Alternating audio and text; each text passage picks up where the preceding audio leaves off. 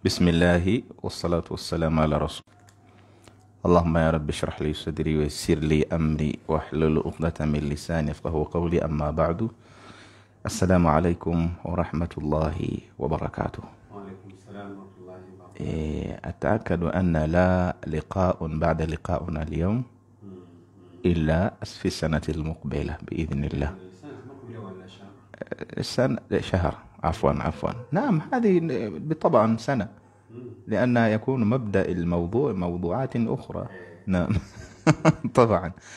إن شاء الله kaka sangorwali rogwe muhabara gwaffe n'oguyinza okubanga gusembayo mu mwezi guno olw'akategekerero k'omwezi gutusuubira Allah subhanahu wa ta'ala nga tumusaba atuwe ekyengera kyaba bagenda kugutuukamu n'okwenyagira ku mpeera.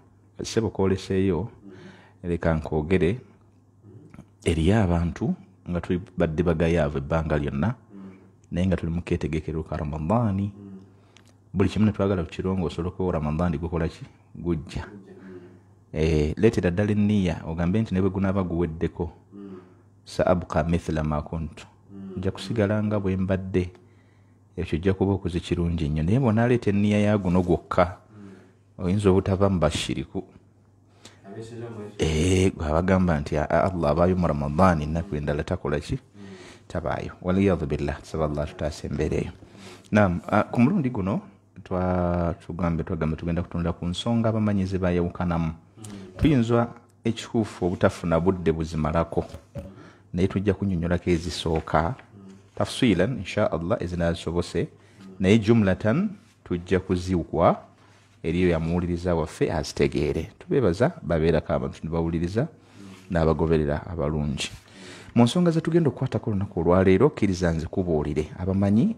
Okusookera ddala ku mulundi ogwaggwa twatunulira ensonga abamanyi ze beegattako ezisembeza abantu mu busika oba eziweesa omuntu ku maali y'omugenzi. Twagamba ezo eziri genuine nga tojja kusanga mu bamanyi bonna abagobererwa, naddala nga bayimaamu abaayatiikirira abana abagobererwa mu irimu yaabwe oba mu risaaki yaabwe. Mwe muli Imam Abu Hanifa, mwe muli Imam Malik, ne mbamu Imam Ashafii, bwetyo tujja ku Imam Ahmad ibn Hanbal. Abo bonna akuba bitwala abakulu ba'immatul arba tumanyi. Abo boolaba abantu bonna abagoberera madhihibu gaabwe munnange oba abagoberera enjigiriza yaabwe okumanya, ojja kulaba nga ensonga ze twatunulidde essatu, omuli obufumbo, omuli olulyo oba oluganda olw'omusaayi olw'obuzaaliranwa. Bayimaamu enam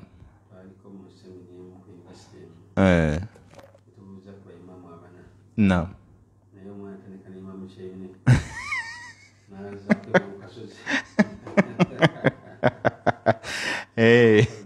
Allah beyakwata Allah. Alhamdulillah كلها خير. كل أن ذلك كان مبلغه من ماذا؟ من العلم. يوم تجي أماني نكوا جيتونيا kakati insha Allah. Naye ensonga endala gye twatunulira y'ensonga y'obunonozi oba obuddu.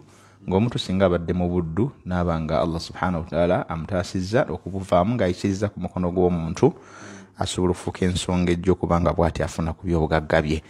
Ensonga abamanyi ze bayawukanamu ng'olwaleero gye tugenda okubanga tutandika nazo, mwe muli ensonga esooka al-irthu bil muwalaati. Al-muwalaati yani walaa'ul muwalaati kwe kubeera ng'omuntu alina omukwano gw'enfiira bulago. Abafu kubanga kyayita omukwano enfiira bulago simanyi obuyinza okugutegeera.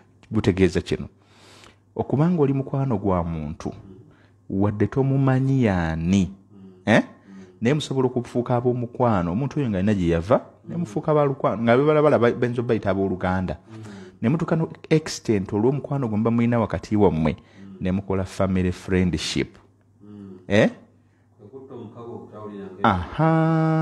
Ne mutakoma okwo ne musawo n'emizizo egya family nti engeri gye ndi mukwano nnyo gwa fulani, kati n'abaana be bafuuse baana bange n'abange bafuuse babe. Therefore gwe togenda n'owasa eri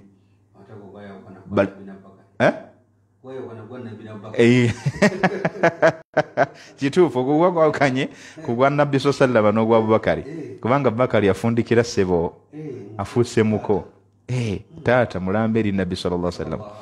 Almuhimu kakati ffe ne tubanga nti omukwano gwaffe ffe tuziyiza ebyaffe tugamba teri byakwewasa kukola ki ala hasabi al-uruf. Ffe kabonera kalaga nti Oluganda lutina lwaki lw'amaanyi oba kategede bulungi kubanga teri muntu akkiriza okujjako abakuseegu abagwenyufu teri akkirizibwa kuwasa mwannyina mwannyoko gwozaalibwa naye ng'omuwasa. Kakati abagaana ekyo ekyokuba nti bazimbira omukwano gwabwe okubeera nti gw'amaanyi nnyo mu kuwaayo abaana baabwe bafumbirwe eri ne bali abeeno bajje bawase eno nga bo baguzimbidde, ekyo kirimu olufu ndala, kirimu nkolagana ndala ey'abantu ab'ekitundu ekirala. Naye mu bantu ba Uganda wano betumanyi naddala khasatan mu Central bo balina omukwano gwe baguzimbira nnyo ku mukwano guno gw'okungulu newankubadde nga tebafumbiriganiddwa.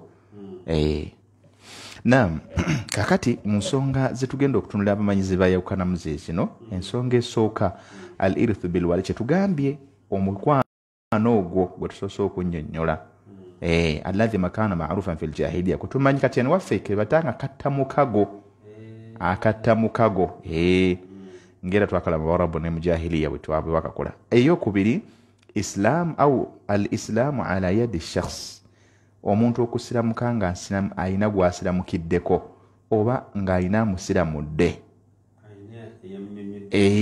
Abaffe ensonga eyo ekkirizisa omuntu okubeera nti ono guwasiramudde bw'afa osobola okuba omu ku abo basobola okufuna ku maali ye oba nedda. Ensonga ey'okusatu wano tuzogedde generale naye nga insha Allah tujja kugenda okuba nga tuzirambulula. Ensonga ey'okusatu gye tuyita baitu maali al-muslimiina, state Muslim state treasury, eggwanika ly'obugagga oba ly'ebyobugagga by'obusiraamu. Abaffe omuntu bw'afa ng'abuliddwako ababe, emmaali y'eno esobola okugenda mu Muslim state treasury. Abamu bagamba nti abaffe baitu maali al-muslimiina esobola okumusikira oba nedda. Ebigambo webiri ebyenjawulo kusinziira ku bamanyi ab'enjawulo bye tugenda okugezaako okulaba nga tutaggula mu budde obunaaba busobose bi'awnillahi ta'ala wa bi'idhnihi. Kati ensonga esookera ddala gye tugenda okutunulako y'ensonga ey'obooluganda obw'omukwano obw'okwagalana, si kuli okwa laavu. Ebya laavu twabitadde wabbali, tugamba katta mukago ky'oba otwala mu bwongo obwo. Agambye nti ikhtalafa ahlu lilmi fi baadhi al-asbaabi allati addaha ba'dhuhum sababan lil-irthi wa nafaaha akharuna wa ashharu hadhihi al-asbaabi ze tulabye. Abamanyi munnange baayawukana mu nsonga ezimu, abamu ku ze baatwalanga ensonga ezisembeza omuntu mu busika era ng'ezimu ku zo ze zaayatiikirira ze tulabye essatu. Omukwano ogwo ogwakattamukago nga kwotadde ne okusiramula omuntu mu busiraamu, teekako ne Muslim state treasury oba kitwale eggwanika ly'ebyobugagga by'obusiraamu. Ebintu ebyo abaffe omuntu nsonga ezo omuntu asobola okuyitirako n'afuna ku maali y'omugenzi oba nedda, kyekibuuzo. Ekisookera ddala agambye nti almuwalaatu maanahu al-irth bilmuwalaati wala almuwalaat, omuntu okuba n'akattamukago oba omukwano ogw'ekika ogugenze ewala ogutusa okuba nti bayisa era abooluganda alladhi kaana ma'rufan fil jahiliya, nga bwe twakimanyako olubereberye ng'obusiraamu bwo mulembe guno tebunnaba kujja. Okategere bulungi? Ogwo mukwano gwaliwo. Aga nti etabarahu al-hanafiya sababan min asbabil irithi. Bw'ogenda ku sayidi ya enjigiriza ya Imam Abu Hanifa, ku sayidi abagoberezi ba sayidi eyo munnange bo bakkiriza era ne baga nti eyo nsonga esobola okusembeza omuntu mu busika. Era mu bimu ku bigambo bino mu bumpimpi batuga nti tebagoberera hadith, bagoberera nnyo aya nga bagamba Allah subhanahu wa ta'ala agamba mu Qur'ani y'ekitiibwa suratu Nisa aya ya 33 agamba atya, aganti walikullin ja'alna mawaliya mimma taraka alwalidani wal aqrabun والذين عقدت أيمانكم فآتوهم نصيبهم إن الله على كل شيء شهيد. الله سبحانه وتعالى ku aya eyo abasajja bano kwe basinzira, naye aya enemu ebitendo bibiri, ekitundu ekimu kiramula kikyakozesebwa, ekitundu ekirala kyasiimulwa. Yasiimulwawo nga la yahkum yutla wala yahkum, esomebwa naye teramula. Kitya Allah subhanahu wa ta'ala agamba atya oluvannyuma lw'okuwagala Allah subhanahu wa ta'ala okujjawo obusika obwali obw'omukwano obw'okulayiriragana oba obw'akattamukago, zino aya zakka nga zijjawo abantu abataalina kakwate ka luganda lwa musaayi eri omufu, Allah n'alusiimulawo ne bino nga aya ez'obusika tezinnajja. Njagala okawulira bulungi, aya ziri ezigamba nti yusikumullahu fi awladikum lidhakari mithlu hadhil unthayaini zaali tezinnakola ki, tezinnaba kujja. Zino zizimu ku aya ezasookera ddala nga zirambika obusika wa gye buteekeddwa okulaga, era yakapapasire ng'esiimulawo obusika buli obw'omukwano ogwegenza ewala. Allah kyava agamba ti walikullin ja'alna mawaliya mimma taraka alwalidani wal aqrabuna, buli muntu yenna Allah subhanahu wa ta'ala yamuteerawo abasinga okuba abalungi abaagalwa be. Buli muddu nze naawe atuwuliriza, Allah yatuteerawo abasinga okuba abalungi era abaagalwa baffe, nga be baliwo abo ng'agamba nti mimma taraka alwalidani, nga be balina right oba be bali rightful okufuna ebyo abakadde bye babeera balese, balina n'amadaala gaabwe mbatambulira. Bwe baba baana, bwe baba baluganda, abaffe abaana n'abooluganda ab'omugenzi tukulembeze baani kyetugamba balinamu n'amadaala. Wal aqrabuuna, n'ab'eŋŋanda abalala bye babeera balese singa baba bafudde, era nabo balina bayita bamawaliya. Bamawaliya be baliwa? Beba abantu abasinga okuba abaagalwa baabe. Era mu nsonga ze twalaba ezaakulembera ezimu kuzaawula ku busika, ezaawula obusika bw'eddiini y'obusiraamu ku busika obutali bwa busiraamu, tugamba nti anna maala al insan yantaqilu ila ahabbi nnaasi ilayhi. Omuntu bw'afa ebyobugagga bye Allah subhanahu wa ta'ala yabikwata n'abiwa eri abantu oba n'abigabanyiza abantu abasinga okubeera abaagalwa era abasinga okubeera ennyo ku mutima gw'omugenzi. Neneebuuza gwe naawe ali awo ampuliriza, gwe baagalwa ki abasinga okubeera ku mutima gwo, abasookera ddala first priority?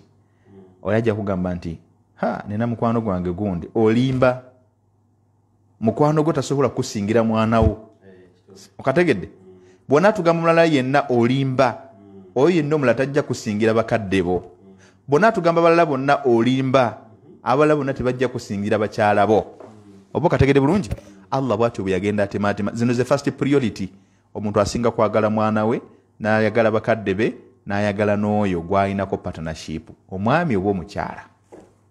Oluvannyuma abasigale ne bakola ki? Ne bajja kati abo be baweebwa kituyita awlawiyati, bakiyita first priority, abatwalibwanga abasookerwako ab'okumwanjo. Then ekirala Allah subhanahu wa ta'ala bannaffe kye beekwatako kyekiriwa kyekino ku saidi ya Imam Abu Hanifa yokugamba nti omukwano oba akattamukago kasobola ofuuka ensonga esobola okubanga ereetawo obusika wakati w'ababiri. Bagamba nti walladhina aqadat aymanukum, Allah aga nti naabo bemwatta nabo omukago. Owulira? Naabo bemwatta nabo omukago ogw'okwagalana ogw'olwoluganda olwewala nga mulimu n'ebyokuba nti musikiragana, kuba twalaba engeri abawarabu gye battanga omukago gwabwe. Bagambanga ndami damuka wa hadmi hadmuka wa irithi irithuka. Owulidde? N'ebirala bye bayongerangako, owange musaayi gwange musaayi gwo. Maana dhalika oli bwanzita abaseggwe osobola okuwolera eggwanga kwoyo abanzise.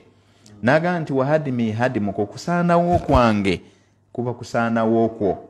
Naga nti wa irithi irithuka, era obusika bwange buba busika bwo bwe nfa onsikira bw'ofa nkusikira ekyo Abawarabu bakikolanga bwe batyo bwe battanga omukago gwabwe kati Allah abisiimulawo oluvannyuma lw'okuteekerawo abaagalwa ab'oku mwanjo ne aya n'adibya ebyo naye aya eno we yakkira mu kaseera ako teyasooka kuziyiza byali bimaze kukolebwa yaziyiza bigenda kuddamu kukolebwa kitegeeza ki bw'ogenda mu mateeka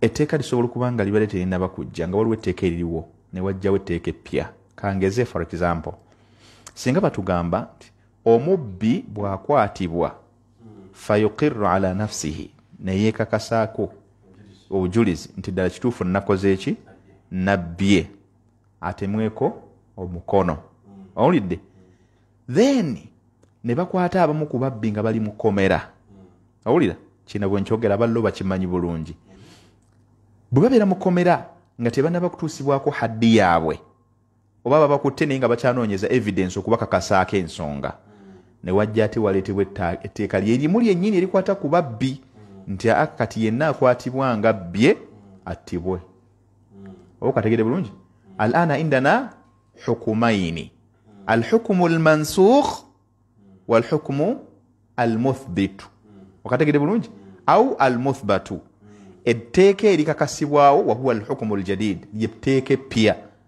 n'etteeka eribaddewo wahuwa alladhi yunsakhu eri erikola ki erisangulwa abaffe tugamba tutya bano be twakwata nga bakyali mu kkomera abazza emisango nga liri etteeka lyeri kyaliwo ery'okubatemako omukono evidence bwe bamalu bakakasibwako ndala kituufu babbye battibwe la titugenda batta nateeka ppya kubanga baasibwa ku ttaaka liri okategedde bulungi kakati ne wana eno aya bwetu bwegamba nti abaali bamaze okukola omukago ng'olwedde gubadde gutambula Allah subhanahu wa ta'ala yabakiza nabaga nti walladhina aqadat aymanukum faatuhum nasibahum abo bye mwali musse nabo omukago okubaako bye mutuukiriza nabo mubituukirize naye kikombe kwabo oba kategede bulungi yes etteeka lijjanirira mula nerikoma kubali olwaleero UNEB yekyusizza syllabus eri abaana beegamba nti bagenda kuddamu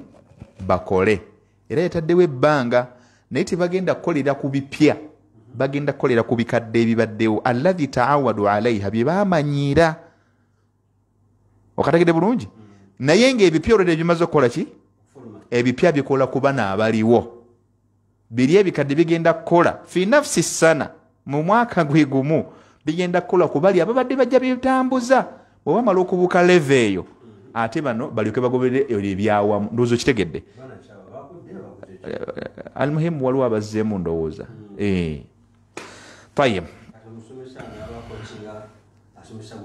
kitegeeza ssomero ku baana bantu abasomesa abali professional sobola okukola ebibi nam kati ensonga nkakasanga eyo tugimaliriza nga bwetyo bwebadde nga bwe twabinyonyola mu jahiliya nakati bwe tubinyonyodde ne tulaba n'ensonga lwaki bannaffe kusaidi ya Imam Abu Hanifa bakyakyekwatako nga beekwata ku aya eyo naye abamanyi bonna abasinga obungi bagamba eyo aya tekyakola ki tekyalamula akatundu ako tekakyalamula akak'omukago kasiimulwawo oluvannyuma lwa Allah kussa aya ezikwatagana ku b'eŋŋanda ate n'atakwatagana ku b'omukwana ab'okumpi Allah bye yakuwa ate n'atakoma okwo n'amala n'alambulula mu aya ezaddako okukka yusikum Allahu fi awladikum lidhakari mithlu al-hadhi al-unthayayn n'agenda ku bakalaala abasooka n'ab'okubiri okategedde bulungi n'agenda kuba ikhwa hakadha kati ebyo ne bijja nga bikola ki birambulula mu ngeri fana kwekyo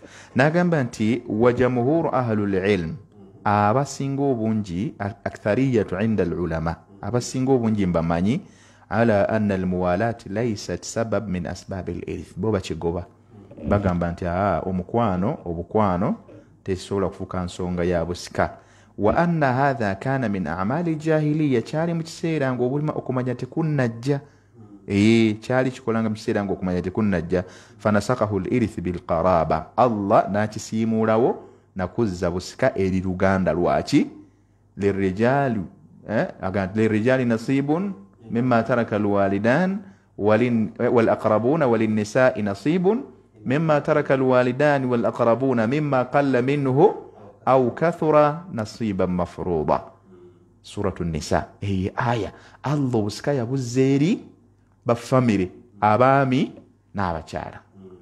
طيب وقد سبق بيان هذا مفصلا في ميراث أو في ماذا في مبحث الميراث في الجاهلية وصدر الإسلام. تواجه سما كودا ينشتانغازا أيو تجتد مكسيرو أبا من يباجي وكنام ناye tugambye abasinga obungi bonna bakikola ki bakigaana tebakitambulirako. Ensonga ey'okubiri al-irthu ala yadi shakhs, omuntu okubanga afuna obusika yani bi islami shakhsin ala yadi ghairihi, olw'omuntu okubanga asiramuse nga waliwo afuuse ensonga y'okubanga Allah muyisirizaako olunayingira obusiraamu. Abaffe eyo nsonga mu nsonga esobola okwesa omuntu obusiko banedda. Agambye nti addahu ba'du ahli al-ilmi sababan min asbab al-irthi bil wala. Abamu kubamanyi bagireeta ne bagigeraageranya n'eri ekulembedde nonno sekulembedde ye alwala gye twalaba egamba etya ey'okununula nga batwala omuntu ono asiramukidde ku muntu ng'anunuddwa okuva mu kizikiza. Okategedde bulungi? Abamu kubamanyi bwe batwe bakitwala idh lam yujadu sababu min al-asbab al-irthi as-sabiq, kubanga yo eno teriimu ekigitugobesa, teri mu nsonga essatu as-sabiqati al-muttafaqu alayha ezakkanyizibwako eri abamanyi. Agamba nti wa huwa qawlu Umar ibn al-Khattab. Bigambo bino Umar ibn al-Khattab bwatu naye bwatu babyogera. Wa Umar ibn Abdul Aziz amanyikiddwa nga khalifa yali owokutaano ku mulembe gw'aba Umawi. Wa Ishaq ibn Rahawayh wa Tawus wa Rabi'atu wal Layth ibn Sa'd wa riwayatun an al-Imam Ahmad اختارها الشيخ الإسلام ابن تيمية وتلميذه ابن قيم الجوزي وماذا وحمهم نعم يعني رحمهم الله. ensonga yate eyo gye tutunuulidde munnanga ate abamanyi abamu baagitwala baagigoberera nga be tulabye nga muwuli masahaba abanene nga Umaru bo baakikozesa newankuba yes ng'osobola osobola okukola ki, osobola okumufunako okufuna omugabo ku maali ye. Anti tetunaba kumalayo anedda ayinza okumaliriza nga talina esebo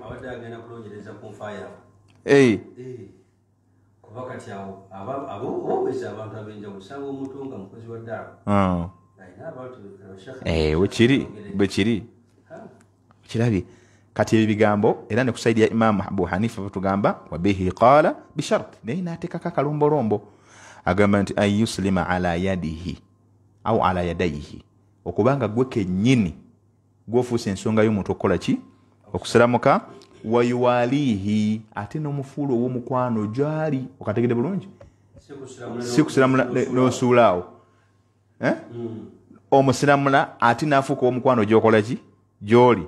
فإذا فعل ذلك batugamba kusaidia Imam Abu Hanifa bw'aba akoze ekyo omuntu fa innahu yarithuhu wa yaqilu anhu, olwonna aba ayinza okubalibwanga omusikaawe era asobola okuba nga amutaasa ne bwe kuba kuwa mutango ng'ogw'okutta singa abasse mu butanwa asobola okumuyambako okusobola okuba nga ataasibwa obutatuusibwako haddi n'aba nga asobola okusasula ddiya gye tuyita eŋŋamiya ng'asobola okubeera nga ayimirirawo ng'owooluganda lwe kubasobola okumutaasa.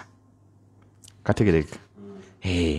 wastadallu ala hadhihi bil adillati minha, abamanyi baaleeta nno munnanga obujulizi ku nsonga eyo nga bagamba mu bumu ku bujulizi marawahu Tamimu Dar. Naam, marawahu Tamimu Dari mbi ku bigambo yaleeta aga radiyallahu ta'ala anhu. Oyo Tamimu Dari omumanyiko nakyo omumanyiko sahaba barakallahu fi kyekyo y'omu ku basajja abalaba Dajjal wa huwa hayyun fanadahu nabi sallallahu alayhi wa sallam ala yusaddiqa ghayrahu. Nabbi namuyita ta'ata ya Tamimu Dar ng'ayagala kubanga akakasa ensonga gye yali agambye ku basahaba ekwatagana ku Dajjal yamulabako. Allahu akbar. Thumma again qala wa qultu wa qultu ya Rasulallah, agandi nayogera ebigambo bino ngamba ya Rasulallah ngomaka wa Allah, mas-sunnatu fi ar-rajuli min ahli al-kitabi yuslima ala yadi ar-rajuli, nkola yali badde etya oba enteekateeka yalibadde etya wakati w'omwami oba omusajja yenna oba omukyalo omuntu yenna asiramuse nga avudde mu bali bannaffe abatakkiriza busiraamu naye gomba obusiraamu n'abuyingira, enkolagana yalibadde etya wakati we n'omuntu ono amukoze eki amusiramudde? Qaala nabbi n'addamu ebigambo bino, huwa awla nnaas bimahya wa mamaatihi. Nabbi n'agamba sallallahu alaihi wasallama ti oyo yasingira ddala omuntu okuba omulungi era ow'omukwano eri omuntu oyo mu bulamu bwe ne mu kufa kwe. Oba kawulidde ako? Hadithi yalitibwa Tamimu Dar n'aginnyonnyola, walladhi alayhi ammatu ahli ilm, abasinga obungi kye baliko abamanyi, annahu idha aslama arrajulu ala yadi arrajul lam yarith bimadha bimujarradi dhalika. Era abasinga obumanyi ate abamanyi bo bagamba nti newankubadde nga kale hadithi bwetyo ezze, naye abasinga abamanyi bagamba nedda, omuntu kyokubanga oli asiramuse nga asiramukidde ku ono tekitegeeza nti ayina kujja buzi direct olwokubanga yamusiramudde nti kati afuuse eki afuuse musikaawe afuuse wa luganda lwe kobalina kati abo nno ate bo ne baba n'ensonga zaabwe bo bakigobye. Abamanyi abamu kwabo abamanyi bagambye bo bakigobye nga bekwasaze n'ensonga. Qawlu nabi sallallahu alaihi wasallam innama alwala'u liman a'taqa, balese hadithi ya Aisha gye twatunuulira eyogera ku buddu ku bununuzi. Nabbi sallallahu yagamba nti abange obuddu oba obusika obubeerawo obw'obununuzi buli kwoyo abeera yajja omuntu mu buddu yekka yasobola okuba nga amusikira, ate jjukira bali kye baleese ne bakyesigamiza. Walwajhu minhu annahu yadullu ala annahu la walaa lighairi almu'tiq, nga kye bakwata mu hadithi eyo nabbi yagwana tewali busika buyinza kubaawo nga tewali atadde muntu. Walislaamu ala yadi shakhsin laysa itqan, omuntu okubanga omusiramudde oba omununudde nedda tebifaanagana omujje mu buddu nedda. Naga fala yakunu lahu bihi wala, ekitegeeza awo tosobola kubanga omufunako mu byabugagga olw'okuba nti wamununudde. Ensonga ey'okubiri gye batugamba bannaffe exactly buvunaanyizibwako si kyakuba nti olina kusasulwa oba kwebazibwa. Naam, anna sababa almirathi ghayra mawjudatin fihi, ensonga ekwatagana ku busika bw'ogenda mu nsonga ey'omuntu okusiramuka obusiramusi terina agondi terinaawo weejingizamu, tekwatagana mu bya busika tetesembeza muntu. Naga nti wajabu anil istidlali bihadithi Tamimi Dari min wujuhi, kati nate ne baleeta ne bagamba nti hadithi ya Tamimu Dari eno era nayo tusobola okugiddamu mu mbeera eno bweti, ne bagikuba mu mbeera bbiri. Esooka annahu hadithun dhaif, naga nti ayo hadithi eri dhaif, wa dhaifu la hujjata fihi, ate hadithi lwejjanga nafu amateeka ga hadithi gagamba la yuhaddu bihi, tetusobola kugiramuza, teramula eba tekyalamula. Ensonga ey'okubiri ne bagamba annahu faradun, annahu ala fardi thubutihi la dalalatun fihi ala almirath. Bw'ogitunulira hadithi eno okuba nti oli bagikakasaawo okulaba nti bagiramuza ku by'obusika, yo teyajja nga ate eramula ku mbeera za buki za busika. Wa innama yufiidu annahu ahaqqu bihi, wabula yo kyetegeeza okugamba nti omuntu ono yali rightful eri oyo, maanahu ye muntu asinga obulungi gyali, yuwalihi wa yansuruhu, kwe kubanga abeera mukwano gwe era asobola okuba omutaasaawe. Wa yaghsiluhu idha maata, era nga asobola okumunaaza bw'aba afudde, au maridha oba nga alwadde. Wa yusalli alayhi, era asobola okumusaalira essalatu almayyiti oba salatu aljanaza. Wa yadfanuhu, asobola okumuziika idha maata bw'aba nga akoze eki byebyo nabbi byalategeeza mu hadithi eyo yenzivunula yabaki takitwala ku byabusika kyokka, wabula akivuge ng'akitwala ne mu nkola oba acts endala zonna eza ibada. N'agamba nti wa hadhihi, batugamba n'abangi wa hadhihi al-i'tiradati marduda, nga bonna bw'ozuulidde enzoogera zonna zaagobwa. Nabaga nti nedda okugaana kwammwe kusuuliddwa mu kasero, tetusobola kukutwala. Lwaki? Bi anna hadithi Tamimu Dari sahih, olwansonga hadithi Tamimu Dari ntuufu ntuufu, anti olutujja n'agamba nti la yaqilu an darajati alhasan tesobola kukka bajjukira bagikubye ne bagissa mu hadithi ennafu ate tesobola kukka kugenda mu ddala lya hadithi ennafu okutuuka okuba nteramula wabula tesobola kubanga ate esuuka eddaala erya hadithu alhasan hadithi ennungi okukozesa maana dhalika hadithi alhasan tusobola okugyamu amateeka hiya allati idha ta'addada turuq kitegeeza evudde mu ddaala erya dhaif nejja mu ddaala erya hasan kubanga waliwo ate riwaayizze ng'ereeteddwa omuntu omulala oba katekidde bulungi enam kama sabaqa bayanuhu fi tahrimihi fi takhrijihi min alayhi nga naga nti qala alhafidh ibn alqayyim aljawz ayogera omukubamanyi ayitibwa ibn alqayyim wa huwa tilmidhu alshaykh alislam ibn taymiyyah rahmatullahi alayhi agamba atya walladhina raddu hadha alhadith abazzayo hadithi eno ne bagikuba minhum man raddahu li dhu'fihi eriyo abagikubanga bagamba nafu ومنهم من رده لكونه منسوخا eri abaji kubanga baga hadithi yakola ki yasimulwawo ومنهم من قال لا دلالة فيه من على الميراث ataba manya bana baga nedda hadithi kali bwe bantufu teina mu bujulizi bukakasawo buki busika bal law sahha kana ma'nahu nayati bwe banga antufu hadithi eno ekitegeza amakulu getegeza nti huwa yani huwa madha ngabo tugambe nabi sallallahu alayhi wasallam nti huwa afdal yani yasinga omuntu oyo eri oyo gwasiramudde kyabagamba nti kyategeeza mucho nti asobola okubanga amutaasa n'okubeera omukwano gwo ogw'okumpi mu byama bye byesigadde olw'okuba nti Allah kwe yayisiza n'abeera ng'asiramuka la annaha awliyatin yani awlawiyatin bil mirath so tetegeeza nti gwe asinga okubeera omulungi okumusikira omuntu oyo si kyategeeza wa hadha huwa ta'wil ebyo bigambo bya sheikh ayitibwa al-Hafidh ibn al-Qayyim al-Jawzi okutuusa bwe yagamba ebigambo byo n'agamba nti fala ijma'un fil mas'ala temulimu kwegatta kw'abamanyi mu nsonga zino ma'a mukhalafati haula'i al-a'lam kubanga bali abakulembera abanene bakola ki bajawukanamu hadithi bagikola ki وحديث تميم الدار وإن لم يكن في ماذا في رتبة الصحيح ne hadithi yaleteddwa gye tusinziddeko eya Tamimu Dar newankubadde nga teri ku ddaala ya hadithi entuufu fala yanhattu an adna darajati alhasan tesobola kutuuka kugenda mu hadithi dhaif nesukka eddaala eryaki erya hasan وقد عضده المرسل وقضاء عمر بن الخطاب رضي الله تعالى عنه وعمر بن عبد العزيز برواية القضاء وإنما يقتضي تقديم الأقارب عليه ولا يدل على عدم توريثه إذا لم يكن له نسب والله أعلم bigambo bye agamba nti hadithi eyo tusobola okugiramuza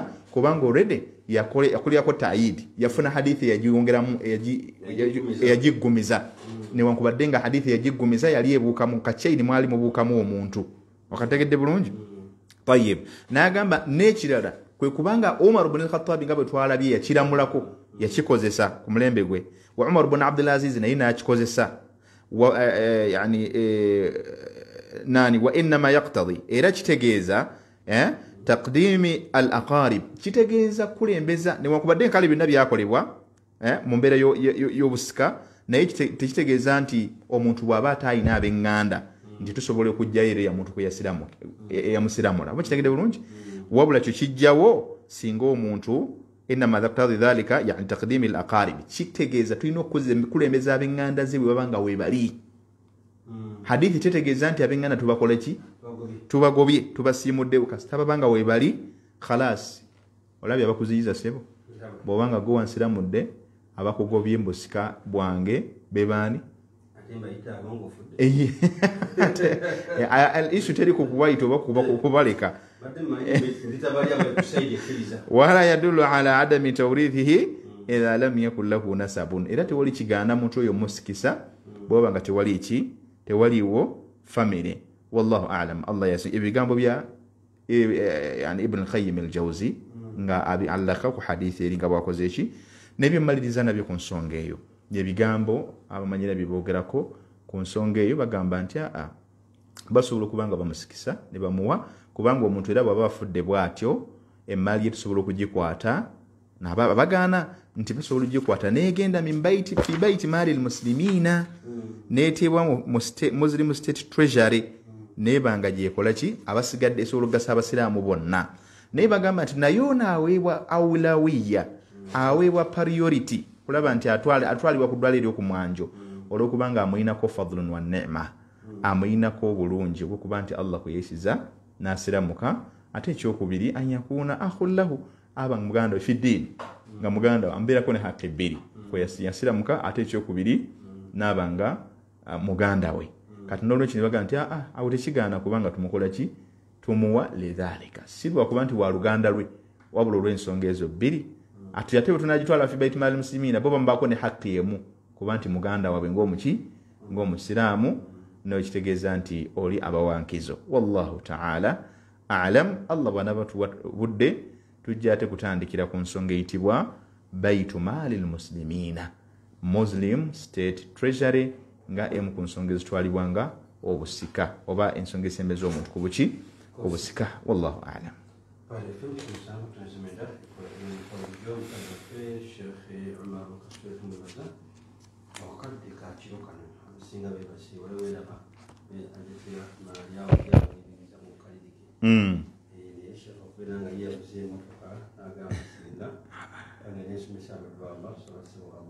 Amin ya rabbi amin. Mikwano waliwo emikwano egimirira ddala omukwano gw'omuntu ng'akyusiza bwamukyusiza mu butuufu obanga tewali nsonga ndala abeera mu bantu abakusigeri kituufu olusanyuka kati abantu ekisanyetuka nekikula era oyambe bulungi n'olungamya ensonga ebikula n'agamba nti tobawasa twasabanga siwasababo nekituuka n'okuba ku ddala gyebyo kigenda ku mbeera ey'okusika emanfudde awulirako yagamba nti nfudde sekawo malu n'awasa mukyala wange awanajjadde nange mukabuli genda kwebakira ddala mirembe naye okumulaba nga agenzi n'omuntu omulala kiba kiwumulo kya mirembe naye waliwo ebintu ebimu nga okulungamya obusiraamu kwetaagisa ddala era sheekh kwagezaako okutunganya mu mbeera ez'enjawulo nti omuntu gw'osiramuze ekisooka bwe kenyininyini